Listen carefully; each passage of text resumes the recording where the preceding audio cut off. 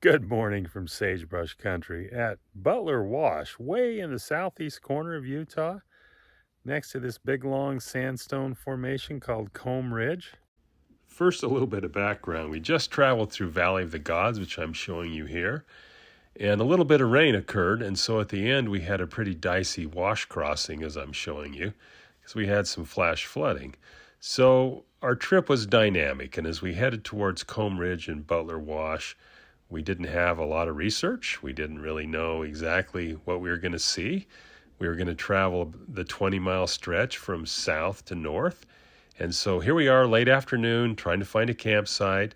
I'm showing you Comb Ridge looking down into Butler Wash. There's about 25 of these canyons you can explore. So come along. Let's see what we find. Butler Wash campsite. It's about 7:30. Just got here about a half an hour ago. Got the tent set up. Cooking some dinner.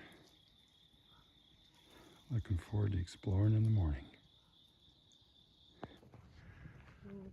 Hiking up the canyon here, you can see some pretty tall basin, big sagebrush. Navigating through. Cottonwoods as well. We're excited to find what we're going to find up here. You can see there's a trail. That's the fun of going up these. They're not marked. No signs. You're not sure what exactly is going to be up here. You just know there's a trail and there's likely to be something up here. How's that for a combination of plants? Prickly pear cactus, blooming tumbleweed, and a four-winged saltbush and a rabbit brush all in one hump. Somebody made a driftwood teepee. Not sure if that's just messing around or somebody's actually doing that for a more sacred reason. Can't help myself looking at the vegetation. There's really tall gamble oaks down in here. We're growing in these ravines. Some serious sagebrush country here. Look at this big sage. It's about, you see the top of it there? It's about 9 or 10 feet tall. Walking on this trail, coming up to a cavern. We hope it's gonna have some ruins in it, but we can't quite see. So there is this one nice ruin in this big cavern. And a lot of times you look at this and you wonder, how did they get up there? It's not obvious with this one. So this was the destination of this trail. A little hard to see in the shade. We've got a structure there. You can see a two-room structure here. Pretty intact still. Some roof beams and what would have been a much bigger structure over there with just kind of a one-wall thing hanging out. And then the original structure we saw was up there. Still wondering how they got up there. So this side also has some etchings on the wall. A little harder to see in the sun. And they have a little alcove, summer porch here to the side of the ruin.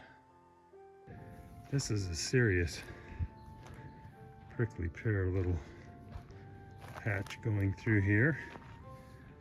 Hate to walk through this with sandals on and take a misstep. That's the result of not stepping carefully through the prickly pear. Going back in, the trails are pretty overgrown. There is a trail though, and about 80% of the time you're sure you're on it. Most of the time when you're not, it's kind of weedy stuff like this. Then you look around, we're gonna have to climb out of the wash, and you see a trail climbing out of the wash there. So this Butler Wash has a lot of this big, really tall gray shrub is four-winged saltbush. And then there's a lot kind of invasive weeds here, like tumbleweed, some other very low growing one I don't recognize. And you'll see rabbit brush, big basin sage like we talked about. And it's about 6 feet tall, so it's a little hard to navigate through it some places. But this is the next canyon we're headed towards, and we're gonna go see if there's any ruins in it. Still walking into this canyon. Just another example. You just kind of find the best way, and sometimes there's sort of a trail there. But you know what that's telling you is they're not heavily visited. So you can see them picking up the trail again. So we'll show you what we find out.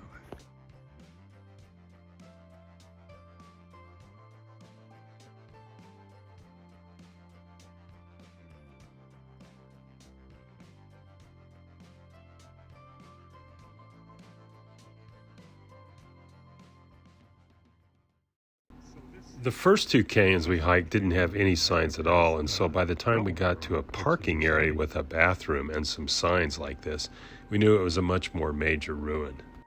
So based on the 2 or 3 cars parked at the trailhead and a porta potty, in addition to a couple of signs, had a little higher expectations of what was going to be at the end of this trail.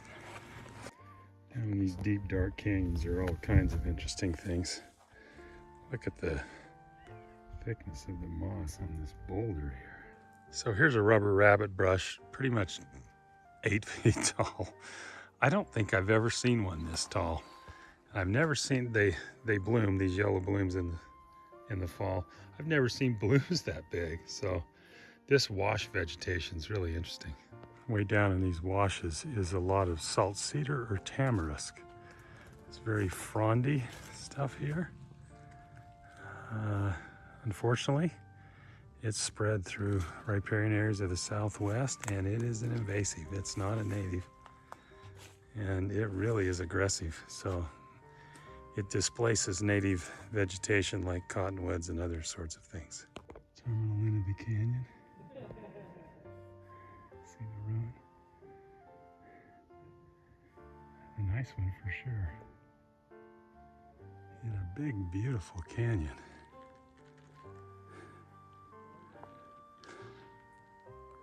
Looking back down the canyon, really good trail coming up here. I think this is the most visited one. Nice trail up the canyon bottom, shaded mostly, well marked. Definitely worth a visit. There's the main BLM road. They keep good care of it. We just passed a road grader working on it. Passed quite a few dispersed camping sites. We stayed in one overnight. By some cottonwood trees, had a little fire, it was great. And then most of the turnouts lead over to the wash over there, through the wash to the Comb Ridge where the canyons are. So it's worth just going up and exploring, seeing what you can find up there. Every time we hiked up into the canyon, we found a ruin. Getting to the north end of Butler Wash now, where it hits Highway 95. In fact, we parallel Highway 95 for a little bit until we have a way, I assume, to cross this wash. But again, looking back down Comb Ridge there, it's a great view. Well, I think we pulled it off. We had less than 24 hours. We didn't have hardly any time for research at all. We just got to go explore and see what we could find out. We found some really cool stuff. It was a lot of fun. We can't wait to visit again. Hope you get a visit too. Apparently there's also some dinosaur tracks here, so have to check that out another time.